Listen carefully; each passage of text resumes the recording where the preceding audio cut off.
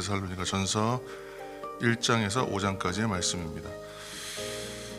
하나님의 비전과 인도하심이 선명해질 때까지 우리가 때로는 기다리거나 침묵해야 할 때가 있다, 그렇게 말씀 함께 나눴습니다. 그러나 성령 안에서 우리가 인도하심을 믿을 때에 그 인도하심을 믿을 때에 사실은 순종할 수 있습니다. 그래서 믿음에는 이해와 더불어 순종이 함께 포함된다는 의미가 있습니다. 그때는 인도하심도 은혜이고 멈추는 것도 은혜입니다. 사도행전의 이제 그 전도 여행, 바울의 전도 여행을 보면 때로는 순조로웠고 때로는 그렇지 못했거든요. 그런데 하나님께서 인도하신다, 성령께서 우리를 인도하신다는 것을 믿고 또 그렇게 순종할 수 있는 믿음에 있을 때에는 인도하심도 은혜, 또 멈추는 것도 은혜가 된다는 말씀입니다. 그래서 성령 안에서 계속하여 성령으로 충만하고 또 은혜로 충만하시기를 예수님의 이름으로 축복합니다. 바울의 1차 전도 여행이 아시아 지역 전도였습니다. 그래서 약 2년간에 걸쳐서 진행되었고 2차 전도 여행은 3년간에 걸쳐서 진행되었습니다. 그러니까 바울의 2차 전도 여행의 처음 계획은 1차 전도 때 갔던 그 소아시아 지역들을 좀 제대로 좀 잘 이렇게 견고하게 세워나가고 또 계속해서 그 아시아 지역 전도하는 것이었는데 성령께서 막으시고 다른 길로 인도하셨죠. 그렇게 해서 행선지가 유럽으로 바뀌게 돼서 간 곳이 바로 마게도냐 지역으로 나가게 됩니다. 그러니까 마게도냐 지역의 첫 성이 빌립보 교회, 그리고 그 첫 성인 빌립보에 이제 빌립보 교회를 세우게 되고 또 그 후에 행한 곳이 이제 오늘 편지의 수신자인 데살로니가 교회가 됩니다. 그러니까 데살로니가에서는 유대인들이 계속해서 방해하죠. 박해하고, 그래서 큰 괴로움을 당한 곳입니다. 비록 이제 야손이라는 사람의 도움을 받아서 그 집에서 이제 피신하기도 하고 그렇게 되지만 결국은 데살로니가를 떠나서 베레아로 갈 수밖에 없었고, 또 이 베레아까지 갔는데 이 베레아까지 그 박해하던 사람들이 쫓아와요. 그렇게 해서 계속해서 괴롭힙니다. 그래서 바울이 그곳에다가 실라와 디모데만을 남겨두고 베레아를 떠나서 아덴으로 갑니다. 아덴은 이제 오늘날 아테네입니다. 그래서 아덴으로 갔다가 거기서 이제 고린도로 가고 고린도에서 1년 6개월 교회를 세우면서 그곳에 머물렀고, 그리고 나서 이제 에베소, 그리고 에베소에서 이제 안디옥으로 돌아가는 그런 1차 이제 그런 일정이 이제 2차 전도 여행의 여정이었죠. 바울의 전도는 바울이 선교하면서 깨닫게 된 것이 있어요. 결국은 복음은 정수만 전해야 된다, 다른 것을 이야기할 수가 없구나. 그래서 오직 십자가만 전하겠다, 그렇게 이제 복음에 전하는 원칙을 세웁니다. 그래서 전도는 때로는 열매를 얻고 때로는 얻지 못하게 되지 않겠어요? 그러나 이제 대표적으로 하나님께서 이제 주시는 그 표적이라고 할까? 그 중에 하나가 고린도에서 만난 사람들이 있었어요. 고린도 교회에서 만난 사람들이 바로 브리스길라와 아굴라 부부입니다. 생명을 같이 하는 동역자들. 이 동역자들을 거기에서 만나요. 그러니까 바울의 복음 전파가 계속될 수 있는 것은, 잘 생각해야 될 것은 바울 한 사람의 어떤 능력과 한 사람의 어떤 헌신으로만 이루어졌느냐? 그렇지가 않아요. 항상 그때마다 옆에 보이는 또는 보이지 않는 하나님께서 붙여주신 동역자와 조력자들이 늘 있었다는 거예요.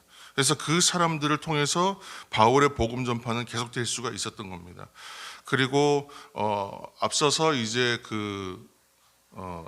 앞서서 베레아에서 이제 남겨두고 떠났던 실라와 디모데가 나중에 돌아와서 고린도 교회에서 합류합니다. 그러니까 실라는 올 때 빌립보 교회의 소식과 더불어서 빌립보 성도들의 그 헌신이 담겨 있는 후원을 가지고 와요.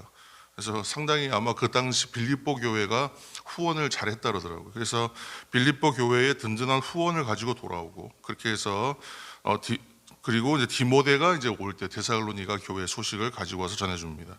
그 당시에 서신이죠. 데살로니가 교회에 보낸 편지. 이 편지가 바울이 쓴 가장 첫 편지입니다. 그래서 바울의 이 서신과 편지라는 것이 당시에 이렇게 유대인들이 핍박하고 또 이제 이후에는 로마의 핍박이 있었는데 로마의 핍박과 박해 속에서 교회와 성도들을 건면하고 또 복음을 효과적으로 전파하는 데 있어서 필요하고 가장 좋은 방법이 바로 이 서신이었다는 겁니다. 편지였다는 것이죠. 그래서 바울이 이제 고린도에서 1년 6개월 정도 사역했는데 고린도에서 데살로니가 교회에 이제 편지를 씁니다. 사실 아까 말씀드린 대로 데살로니가 교회는 총 머물렀던 기간이 약 3주 정도가 채 안 돼요, 시간이. 그래서 데살로니가 교회는 유대인들이 박해함으로 인하여 복음전도 위에서 머물렀던 기간이 3주 남짓입니다. 짧았던 시간이죠. 그런데도 불구하고 그곳에 교회가 세워지고 또 이제 후에 소식을 듣기로는 박해와 어려움 속에서도 그 교회가 든든하게 세워져 가고 있다. 이 소식이 참으로 기뻤던 겁니다. 그래서 바울이 이 데살로니가 전서와 후서의 이 두 편지를 이제 두 번에 걸쳐서 보내는 편지들인데 이것을 가리켜서 그래서 참 감사하잖아요. 그러니까 사랑이 가득 담긴 편지다. 이렇게 또 이 서신을 이야기하기도 합니다. 우리가 마지막으로 말씀 한 구절을 읽을 텐데 데살로니가 전서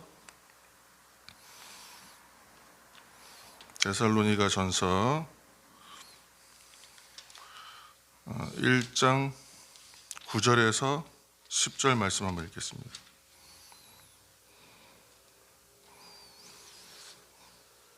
데살로니가 전서 1장 9절에서 10절. 데살로니가 전서 1장 9절에서 10절입니다.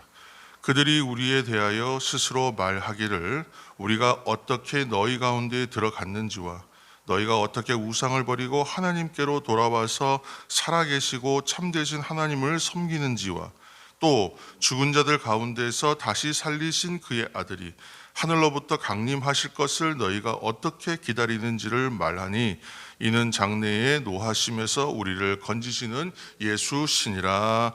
아멘. 그래서 데살로니가 교회는 어떤 교회였는지를 이 두 절 말씀에 이제 다 포함해서 칭찬을 합니다. 그래서 데살로니가 교회는 먼저 우상을 버리고 회개하는 교회였다. 또한 살아계신 하나님을 섬기는 교회였다.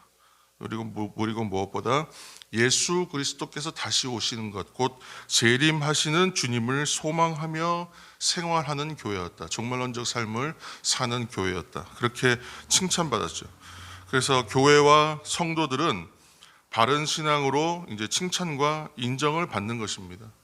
교회 생활이라는 것이 신앙 생활을 바르게 할 때에 사람들에게 인정받고 칭찬받지 않겠습니까? 또 그래서 오늘도 우리가 이 복음의 씨앗을 뿌리고 심기는 이야기를 듣고 있는 거예요. 그러니까 복음에 관한 이야기죠. 사실은 모든 이야기들이 복음에 관한 이야기예요. 이 자체가 복음이기도 하고 또 복음을 어떻게 전했는지와 또 복음이 어떻게 뿌려졌는지와 또 복음이 어떻게 열매 맺었는지에 대한 복음에 관한 이야기들을 듣고 있는 것입니다. 그래서 이 말씀들을 통하여 오늘도 우리가 복음의 씨를 심어가는 이 하루가 되시기를 예수님의 이름으로 축복합니다.